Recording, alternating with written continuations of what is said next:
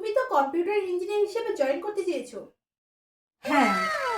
তোমার একটা সহজ প্রশ্ন করছি, উত্তর দাও। ধরো তুমি বাজারে গেলে 1 কিলো আপেলের দাম যদি 100 টাকা হয়, তাহলে 100 গ্রাম আপেলের দাম কত হবে? আপেল আমার একদম পছন্দ না, আমি আপেল কিনবো না।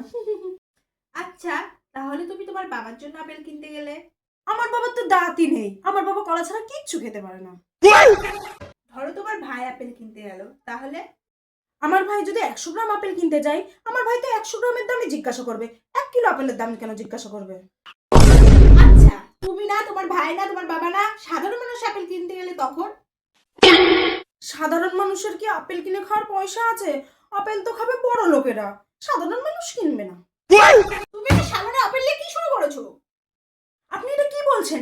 আপেল কোনো সাধারণ ফল হতে পারে না, এটা আমি মানতে পারবো। 4টে আপেল হলো পৃথিবী বিখ্যাত প্রথম আপেল, যেটা খেয়েছিল ইফার আদম, যার জন্য আমরা এই পৃথিবীতে আসতে পেরেছি।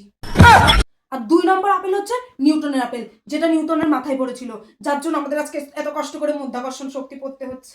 আর 3 নম্বর আপেল হচ্ছে আইফোনের অর্ধেক কামড়ানো আপেল। আর 4 নম্বর আপেল হচ্ছে আপনার আপেল, যার উপর নির্ভর করছে আজকে আমার চাকরি হওয়া আর না হওয়া।